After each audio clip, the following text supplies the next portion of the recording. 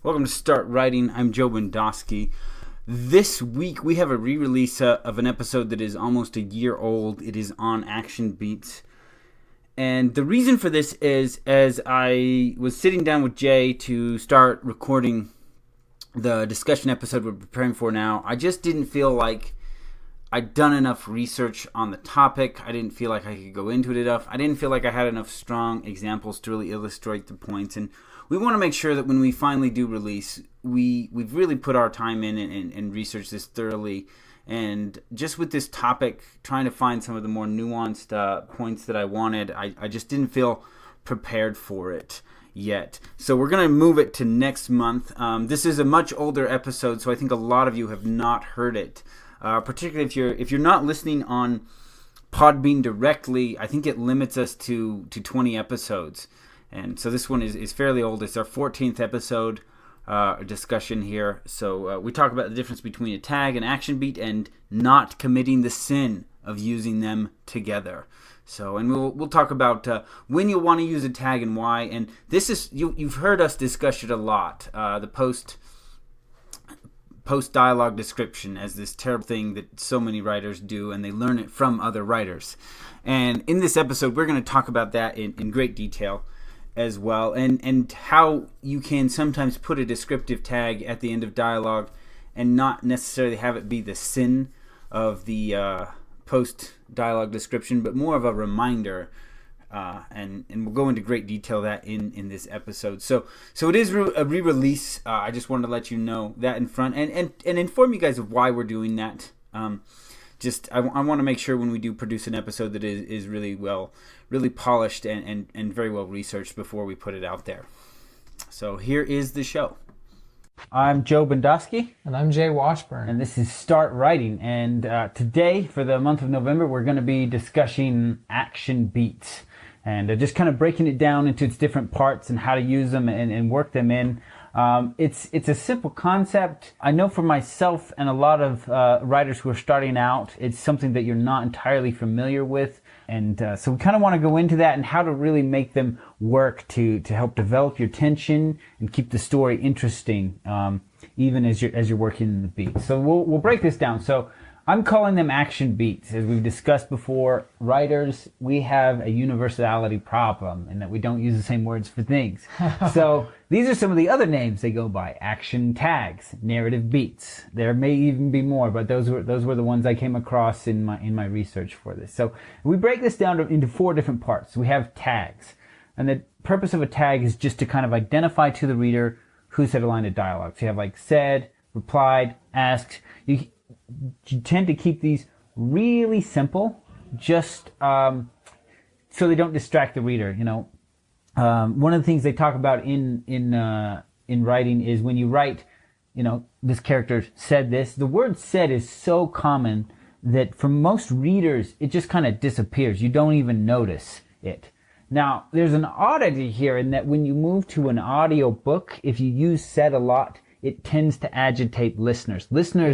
Don't ignore said. If there's a lot of said, it bothers them. And so that's one of the things to look at in doing that and leveraging those action beats instead of using said a lot. The next is a descriptive tag. So a descriptive tag is just like a single word tagging the dialogue. So something like she whispered, she hissed. There's a little more to it, but not a lot. And a lot of writing will tell you not to use these a lot, because they kind of stand out a little bit and yet they don't add a lot to what's going on. And so my recommendation on a descriptive tag versus just a standard tag is that if an entire conversation is being whispered, right, you've got 2 people meeting in secret and they're speaking in hushed voices, you kind of establish that through the narrative and the action beats up front. And then whenever you're tagging that dialogue after, you can use whispered as just a reminder to the reader that's what's going on, as opposed to instructing.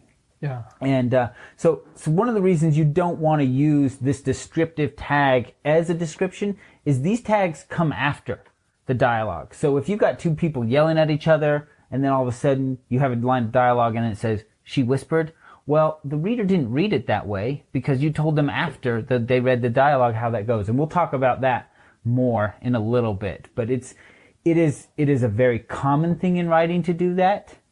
You will see it everywhere, but from the reader's perspective, understand that it doesn't work. Yeah. Because I'm going to read that dialogue however I feel the scene is flowing. And if you want a certain line of dialogue to be read differently, you can't tell me after I've read it. Because that then gives me two choices. Either I just ignore what you've instructed me, or I have to go back and reread the line according to your instructions on how it was supposed to be read. And both of those kind of take me out of the flow of the story. So it's not a situation you want to be in there. So as a reminder tag, it works, but definitely not something you want to be tagging as a way of telling the reader how something was said, because they come in post dialogue. The next one is action beats itself. So this is a description of what characters are doing. And in that we can kind of include, like, when we take out our filtering words, like look, he looked and saw this, they can just kind of see that. And so these action beats, can talk about, I'll use a lot of cliches here, just kind of run it off the top of my head, like he twiddled his thumbs, or, he narrowed his eyes and different things like that. These tell us what the characters are doing. There's a lot of body language, and they allow us to tag a dialogue without using one of these tag words, said, different things like that. So as I'm editing, one of the things I write a lot on authors' early works is action beat is greater than tag, right? Because a lot of times when I'm editing the work of an author who's just starting out, they will have like Eric said, and Eric said, and then he dropped the bowling ball. Be like, you just write Eric dropped the bowling ball, and the nature of what's called one actor per paragraph tells me that because Eric is the subject of all the sentences that are not dialogue in that paragraph, he is the speaker of those dialogue lines. So you just have to tell me that he's performed the action, right? And so I'll talk a little bit more about one actor per paragraph in just a little bit. Actually, no, I'll just go into it now. So one actor... Actually, wait. So before you go on, let me just summarize this now from my perspective. So okay, yeah, go ahead. Tags is as basic as you can get, he said. Then you can increase that a little by descriptive tags. So she whispered. Right. And then I'm going to skip to your fourth one, a descriptive beat. You're going to describe how they whispered. So this is like a sentence that's describing the narration. And then instead of talking about what they say, the fourth thing you can do is to just describe the action and not even worry about who said. Just dive straight into the action. Yeah. So the action beat, we just described the action. And I hadn't gotten to descriptive beats yet, but he covered it because it was in the notes. The descriptive beat is where you talk about how a person said. And maybe I'll bring this up here. In audio, this becomes different because your audio narrator can take those post tags and those post descriptive beats that come after and make sure he reads the line that way first. I was reading a book just the other day, I can't remember the title, but it talked about how the character had staccatoed each word for emphasis, but that line had come after the dialogue. But I was listening to it in audiobook, so it didn't matter because the reader read it that way to me. Oh, that's great. What a good reader. Yeah, good narrator there to catch that. Wow. But at the same time, if I had been reading that book, I would not have read the line that way because it told me after I'd read it. So, like I said, we call that post-dialogue description. Don't do it. So I work in usability. I work in software and I do usability design. Sometimes they call it user experience. So they say UX. Anyway, but you've got to focus on the experience of the end user, not what you want them to experience, but what they actually experience. And yeah, I think it's really important to look at it and see what the reader is experiencing and tailor that. Yeah. Try to make it as easy as possible for them as a reader. And forget what you want as the artist for a second. Like as I mentioned before, you can read classics, you can read bestsellers, and they will do this. They will do that post-dialogue description. Mm-hmm. It annoys me so much every time I encounter it, but it is very common. People do it all the time.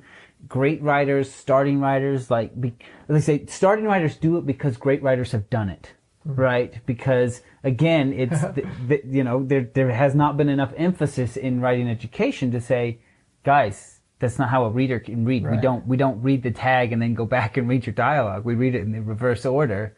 This is interesting too. I studied some poetry when I was doing my master's, And I feel like with poetry, you can expect the reader to reread each phrase that you put on the piece of paper. You can expect them to just stop and soak it in. But when they're reading a novel, they're not going to turn around and go, okay, he told me to do this, I'm going back, I'm going to do it right. Yeah. They're not going to do that. It's not poetry.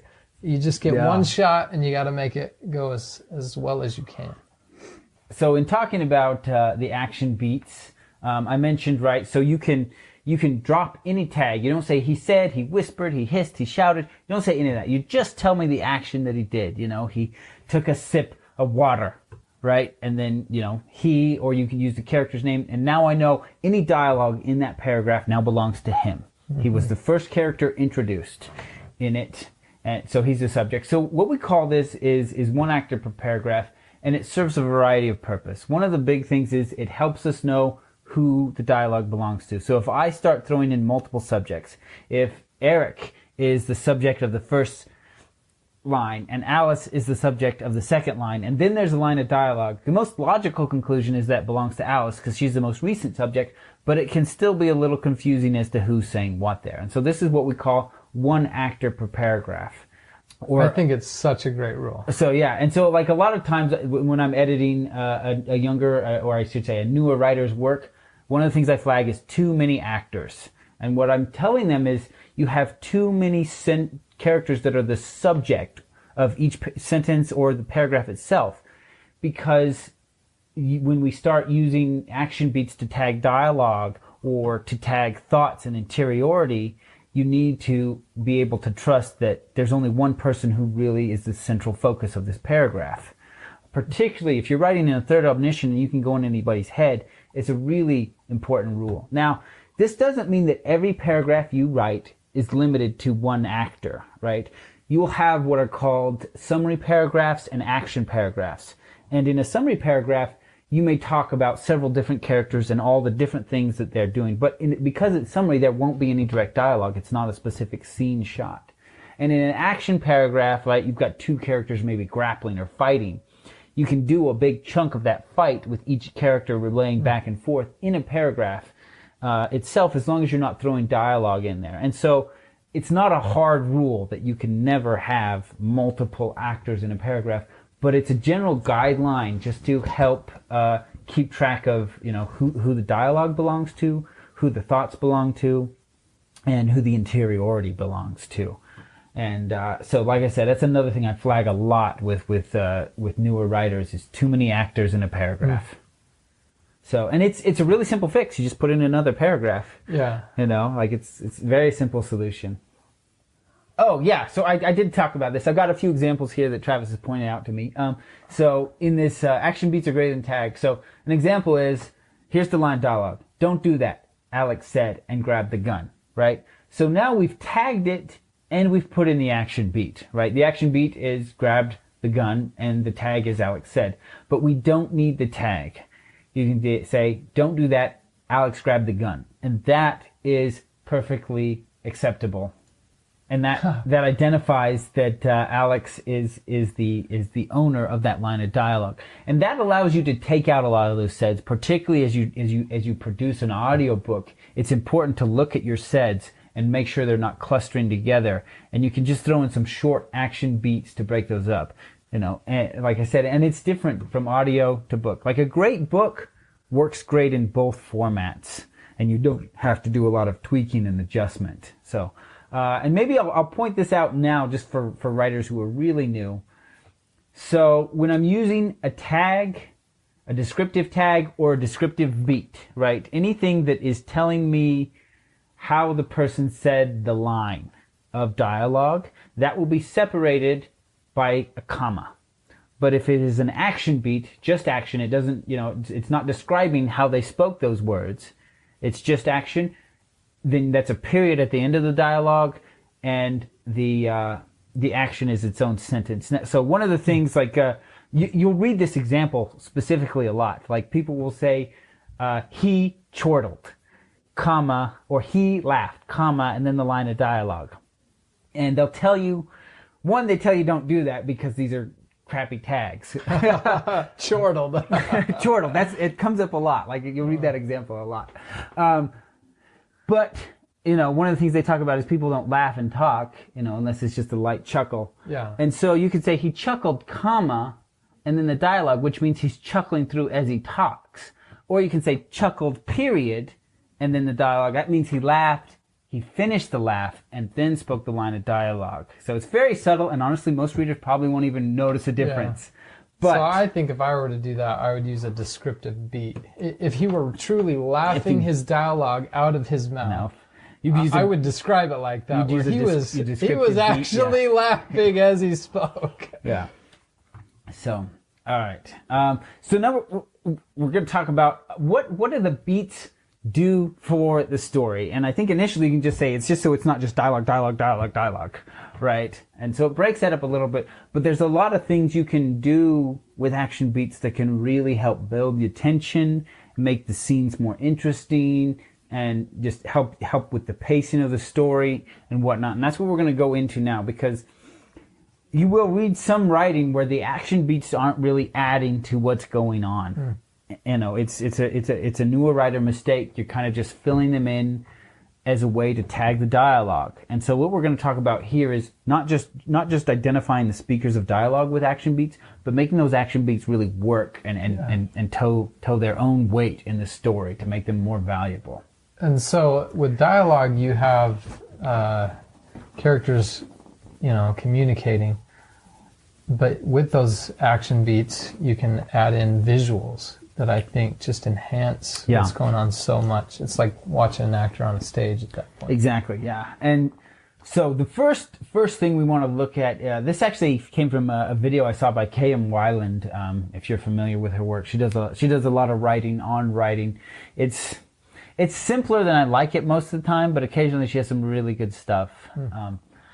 So one of the things she points out is she references the movie The Ten Commandments, and there's a scene with Moses and the Pharaoh Ramses, and in it they have this traditional scale like you would see on a statue of justice, right? She's got the blindfold, and then she's got her scales for the balance.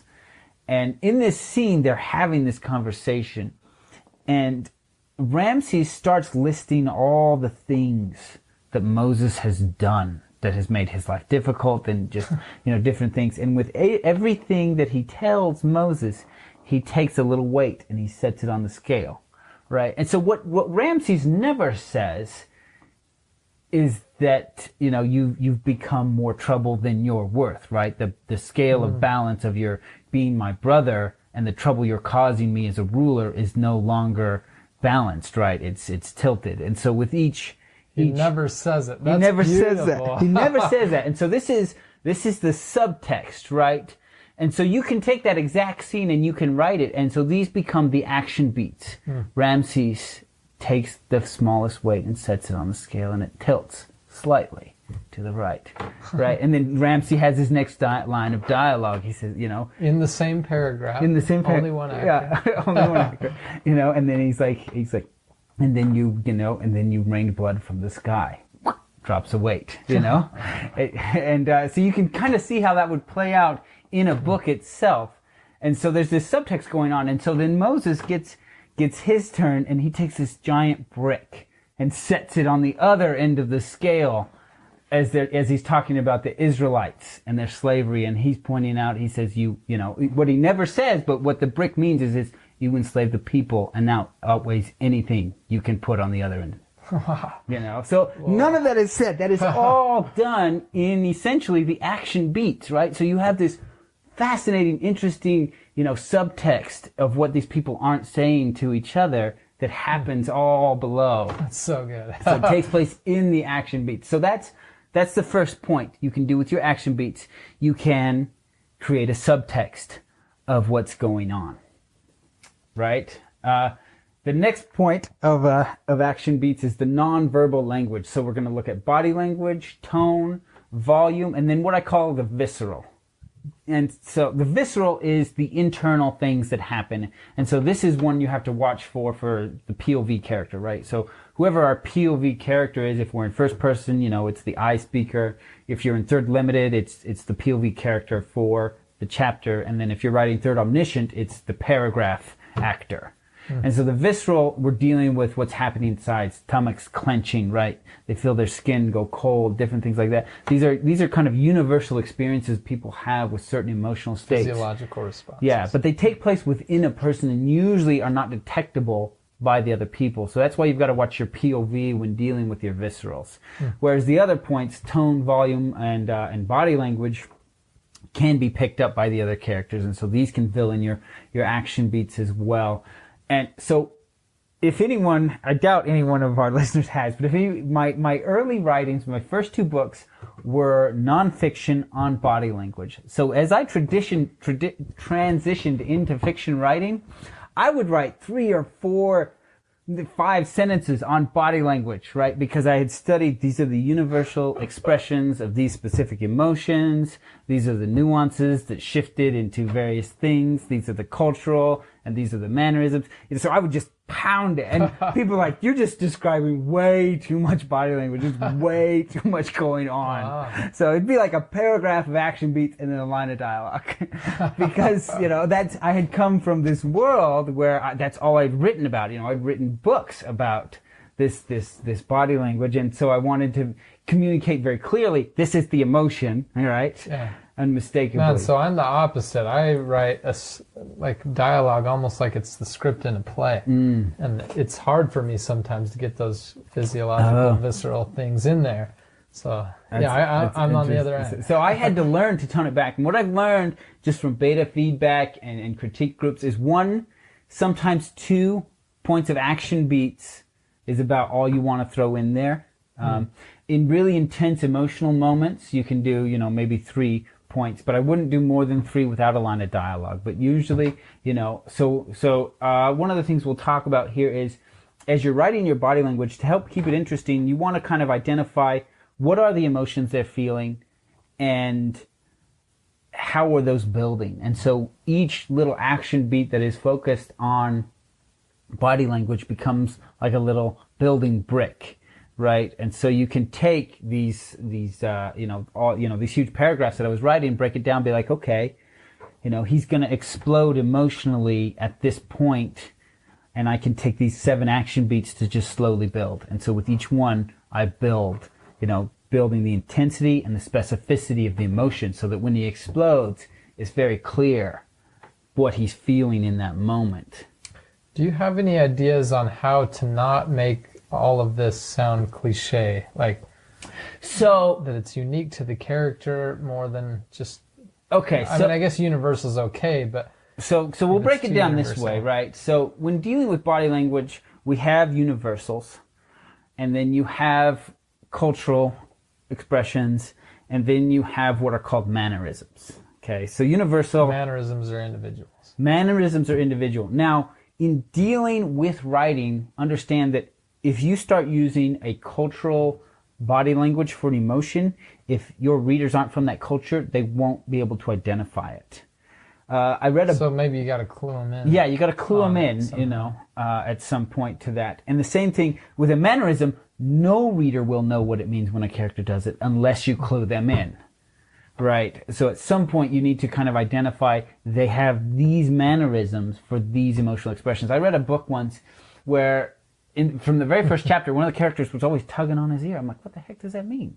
He's doing it through the whole book. I'm like, I have no idea what that means. It was a mannerism. Now, the guy who wrote the book did the same thing. Like the author, I remember having a conversation with him. He was tugging on his ear. He's like, oh, you do that too. That's why you wrote it. Here's the problem. That's a mannerism, not a universal aspect of emotional expression.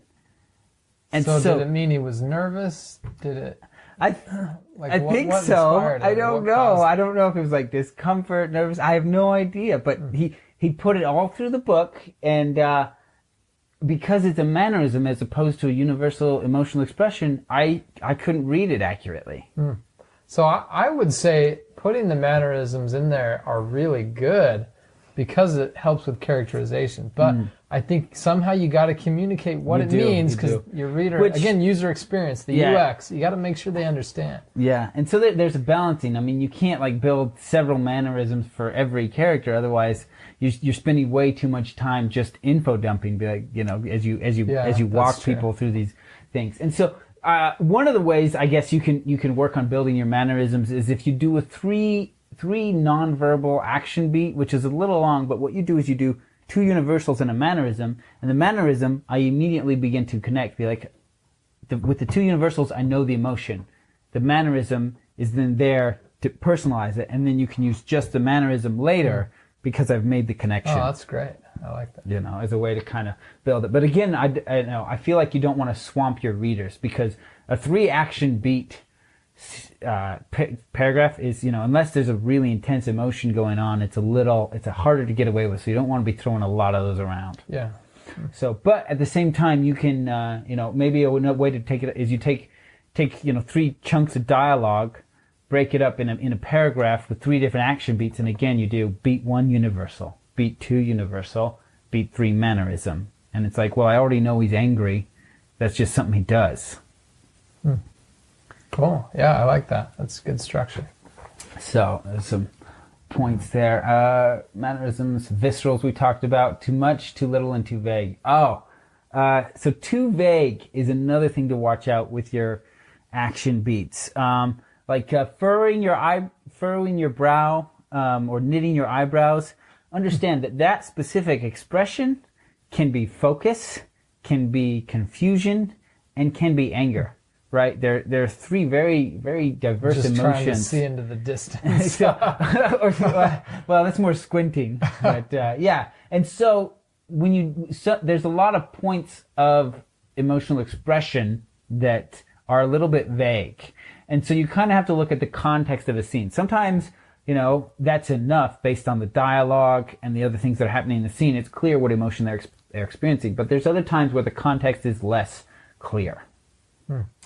And so that's that. And right now I think I'll take a brief kind of tangent, and that is talking about show versus tell and why we are using these action beats. And I think maybe we talked about this empathy before, right? Yeah, I think so. And so as you write these action beats, this is where you write out the emotions, and so your reader can see them happening and have that empathic response to the emotions the characters are feeling, right? Because this is how we read emotions in real life. We have these universal signs that we're able to read in human body language, and then based on the context that they occur, we read the nuance, right? Jealousy is derived from anger, but it's the context that tells us that's jealousy, not just anger, that it's beyond that, right? Same thing with betrayal. If you feel betrayed, that's again a form of anger, but it is the context that tells us that. So we read the body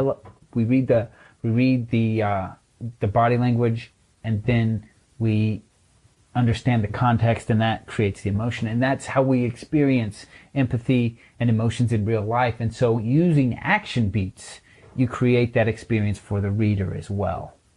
Maybe this is a good time I just wanted to tell them, so a couple years ago, I'm working on Song of Locke, and I sent an early draft to Joe, and everything that we've talked about tonight, he marked in my manuscript, and there was a lot of it. And essentially every sentence had words in it that I could trim out and cut down to just what was really meaningful and, with lots of impact. And that just transformed my writing. And I've had many people come at me and they're like, you're really improving as a writer. I don't know what it is, but your writing is just really good. I've had a lot of people tell me this. And I really think it has to do with this discussion that we're having now, where you're treating the reader, red carpet. So it's easy for them to follow. And you're not bogging them down with anything superfluous at all. You're just nailing them with a really good story. Right. Yeah. So as I was doing my research on this, if you're familiar with writing excuses, best-selling authors talking about different things like this. And so Mary talked about how she approaches action beats in emotional expression. So she really breaks it down into 4 different types of beats. For her, she said there's essentially the aggressive, the recoil, the opening up, and the closing off. And so for aggressive, she has it's kind of they lean in. You know, somehow they take a step towards the person, they lean across the table, maybe they shove something at the person, like they shove a glass across the counter at the other person, right? There's some kind of toward the other person, which is that aggressive point. Then she has the step back, which is the recoil. They take a step back, they lean back, you know, maybe they suck in, you know, and try to shrink themselves smaller. Somehow they pull away from that other person, which is the recoil. And then the opening up, right? They spread their arms, or, you know, some kind of opening gesture, or closing off. They cross their arms, or maybe they move behind a chair, right? There's some kind of blocking. And so Mary was saying that in her writing, she takes this 4-point approach to an action beat. Is this an aggressive action, a recoiling, an opening, or a closing? So, and is it ever a combination? I guess maybe not. I wonder why she boiled it down to these 4. Well, she's a puppeteer, and in puppeteering, that's what she talked about, because you don't have the ability to go into the deeper nuances. Oh, wow. And so that's kind of where she was pulling hers. But I wanted to point it out, she is a best-selling author. You know, she's very successful, and these beats work for her. And so, you know, maybe as you're looking at this, these are vaguer, but they communicate a general direction of the emotion, right? No, I really like it. I'm not sure I quite get it yet. But so aggression is an attack, recoil for me, it feels retreat. it's too broad. But again, my first 2 books were on body language, right? Like I think about it, and then I'm gonna bring this up now because I think every writer should own this. It's like one of the best things ever.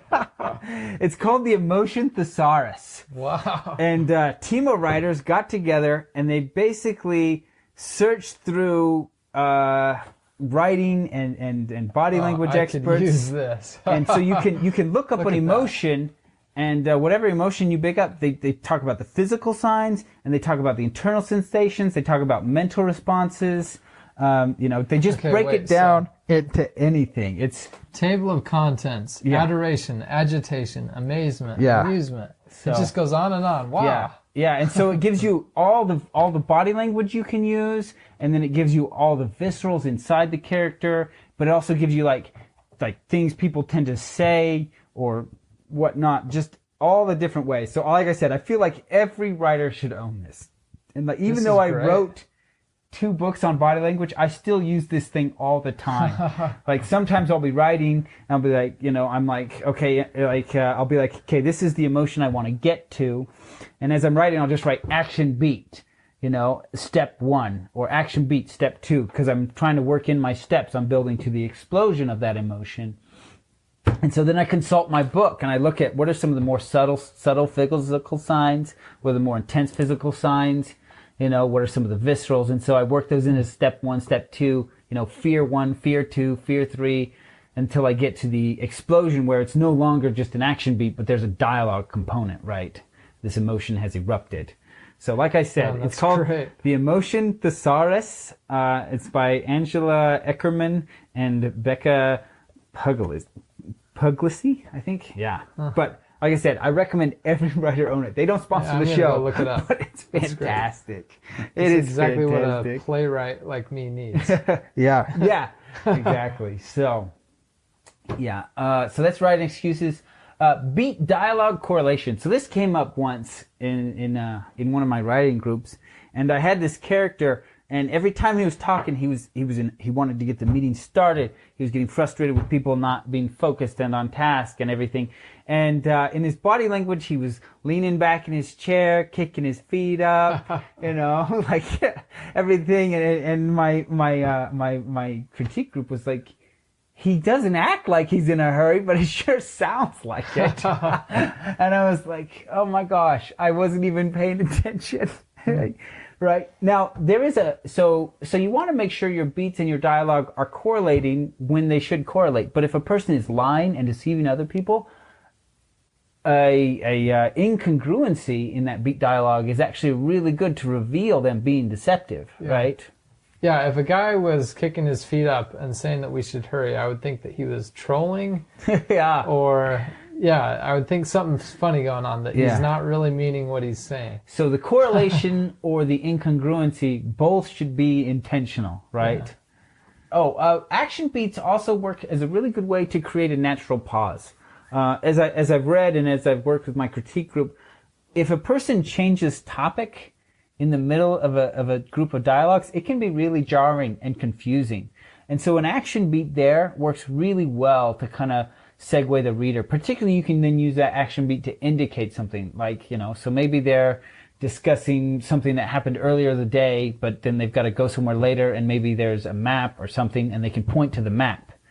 And then, so you have a line of dialogue about earlier today, point to the map as the action beat, next line of dialogue is about the map. And it creates a really clear segue, rather than being like, this happened earlier today, we're going here, and be like, whoa, what happened? Where'd that line come from? And so it works to kind of create that segue when you're changing subjects mid-dialogue with the same character, and also just to create kind of a natural pause so you can let a line sit, right? And they talk about this in acting and in movies and stuff. Be like, you can let a line settle. If you want the reader to think about it longer than just that brief moment it takes to read that line of dialogue, you can put in this action beat so they have that dialogue to linger a little bit longer, because the brain, it knows it's connecting that to the next line. And so that's a way to kind of create its own emphasis on a line of dialogue as well. Some other things I've learned is when you've got a lot of people in a scene and you're using action beats and tags, I've found that if there's a big chunk of dialogue for a new speaker, you don't want to go more than 5 or 6 words without a tag. And so a lot of times what I'll do is I'll do a quick tag if I want to save that action beat for some kind of emphasis later in the dialogue. So I'll have like 4 or 5 words and be like, Eric said, and then the dialogue continues until I want the specific action beat I'm saving for later in the dialogue.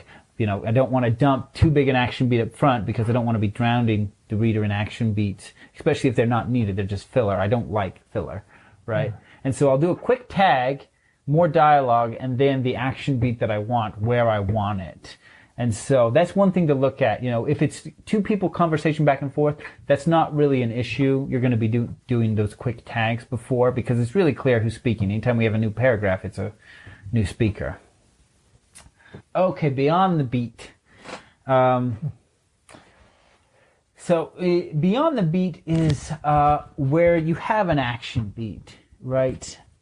Say maybe he rested his face in his palms. Right? I hope podcast listeners could hear that. Hear me do the beat. Yeah. So right. So you have this action beat, but then you can go beyond that action beat and throw in a little bit of description, right? So you could say maybe he rested, his wrinkled face, or tan, or you can throw in a little bit of description into the beat, and so it's not just an action beat. We're going beyond. Now, this isn't something you want to use a lot because it's going to slow your pacing, but what you can do when you go beyond the beat is, instead of having a huge chunk of description of a character, you can weave it in throughout the action. So you fill in these little bits and pieces of the character as you go, instead of a big dump, and that can speed up the pacing of a story. Sometimes description, big chunks of description, they feel like stoplights as the story's progressing. Right? Things are going and moving and the pace is good, and then all of a sudden I got to read this big paragraph about how this new character looks, their introduction paragraph. And that slows down the pacing. And so by going beyond an action beat, right? I read this one on a site. Jory dragged her trembling fingers through her midnight black hair, right? Suddenly we now know what her hair color is. It's just an action beat. There's dialogue before, and there'll be dialogue after. And so it weaves that in and helps you keep with the pacing. Now, I also think that a descriptive chunk is important for bigger characters in a story, because it stands out more. It's easier for us to get a feel for what that character looks like. And so when I'm dealing with my bigger characters in a story, I usually won't do a pure weave. But if I'm dealing with a minor character, a weave through going beyond the beat is a great way to get in some description of the bartender, of the waitress, So they're not just blanket nothing, but I'm not stopping and giving a paragraph description of them. I just work in the details of their appearance and their kind of their attitude into the beats themselves. And so, and another thing I recommend is with my characters, I have those descriptive dumps when you meet the main characters, but I also identify what I call the recognizable traits. I pick out 2 or 3 traits that are really used to identify a character. Like I have a character who uses just a lot of product in his hair, so it's really greasy and whatnot. And he has a tendency to touch it and get the stuff on his hands. And that's one of his traits. And so what I call this is an identifying trait. And these I will reference in going beyond the beat throughout the book to remind the reader what they look like. Because honestly, like, I think a lot of readers, we read a description and then 20 pages later, we just kind of make up whatever we want. Yeah. And in fact, I know a lot of readers do this. So great example of this. So Rue from the Hunger Games, right? When they were doing the casting for the movie, they cast this little black girl as Rue, and the internet threw a fit. They went crazy. They were so upset about this until people started posting the direct quote from the book No way. that says Rue has dark skin. Like, she's black. She was black in the book. That's why they cast her black in real life. Wow. And that kind of shut them all down. But what had happened was that people had forgotten what she looked like. The little info dump had been really quick, and they just kind of moved on with the story, and they filled in their heads what they thought she looked like, more based on her actions and her dialogue than based on the description. That's such a great example. Yeah, and so that's part of the reason I like to create those reminding, identifying traits, is so that people kind of remember what my characters look like when I first told them, right? So you have these reminders for them, so you don't have the Rue incident, right? Now, this is beautiful, and it's cool. In the beginning, we talked about stop using dialogue tags and start using action beats. Right. Just, that's a pretty straightforward rule. But what you're describing here, I think, is something with a lot more nuance, and it's hard to say. And I think you're right that you need to do it a few times, but you could definitely belabor the point. Yes. You don't want to overdo it. If we know he's got black hair, then shut up about it. Yeah. So there's some artistry here. There's a balance. There is a balance. Yeah. It is tricky. There is a balance, which is why I like 2 or 3. And so usually I have 2 or 3, and you get 1 per chapter where that character's in it. Because I write in Third Omni, not every character's in every chapter, and so it'll be like chapter 24, Silas is there, and so you'll get a Silas beyond the beat description, and then chapter 27, Silas is there, and you get beyond the beat description 2, right? And then 31, he appears again. And so, it's not drowning people in them. And even beyond the beat, you need to be careful with in general. You don't want to take every beat and go beyond it, because it's a pacing issue, right? So essentially, as you're writing your dialogue and your action beats, you really need to identify where the tension is, right? Most of the time, it's going to be in dialogue. And the action beats are going to be the supporting stilts, right? So you want to make sure they're conveying the right emotions, and those emotions are building and then shifting as, the dialogue introduces revelatory information and different things like that. But sometimes the tension will be in the beats. It will be in the action that's happening between them, right? And so when the tension is resting more in those action beats, that's when you can use more of them and be more detailed. Whereas if the tension is more in the dialogue, you'll want to not dig into them. And so usually what happens is, because tension builds in a scene, and we tend to focus on dialogue, with the exception of action scenes, as that driver of tension, your beyond the beats and your bigger action beats are going to come in the beginning. And as the tension builds in the dialogue, you're going to tailor those back. For me, like, as I hit the peak point of the tension in the dialogue, that's when I start to tag. And then as we pull back, I start to fill in those things. So one of the things I've encountered in my writing group is that if you're not writing the action beats as the emotions, then it feels like your characters are not reacting to what's being said. Yeah. Right. It's a big issue. People will be like, well, it just feels like this guy said all this stuff and she doesn't care. She just goes on with her thing. right? And so that's interesting. That's a big point of an action beat, is it lets the characters have an emotional reaction to the dialogue of the other person, and so it feels like they're more connected. So particularly as we deal with switch tracking, and we'll do a whole episode on switch tracking. But essentially, in writing, we talk about how every character has their motivation and their agenda that they're working to accomplish, and most of the action in a novel is dialogue. And so switch tracking, like I said, we'll go in bigger depth, but that's how each character is kind of doing that. And so as you have these people pursuing separate agendas through dialogue, sometimes it can feel like they don't line up very clearly, but the action beats allow you to pull that together. So as they pursue these as they pursue these motivations, they have emotional reactions to what's being told to them. And so you can see them listening to the other person, but still trying to pursue their own goals. So that is action beats. We talked a little bit about mimetic rhythm here, controlling your pacing and whatnot. We'll do a whole thing on that at some point as well.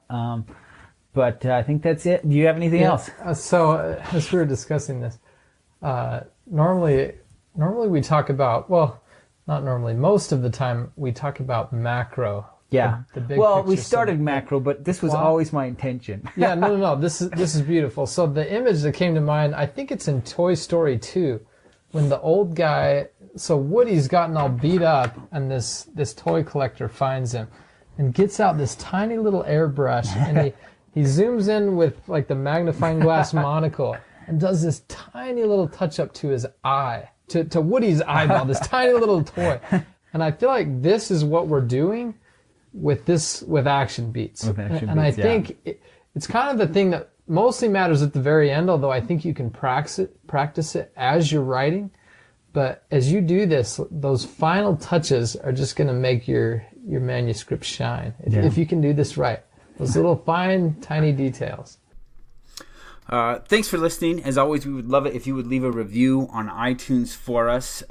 If you're bold, submit a manuscript for critique. I promise I will make you feel like a terrible writer for doing so. But we're very thorough and efficient with our critiques. And I do want to remind anyone who sent it in, a critique is to look for any of the tiny details that might not be working in a manuscript. And you really shouldn't take any of the critiques to heart unless it resonates with you. That's one of my real takeaways from group. I recently read an article. It was talking about the bane of beta readers on books, and how it was modeling down it. And my thought was that it's not so much, as long as the writer's not blanketly letting the group of beta readers determine how the manuscript's going to turn out.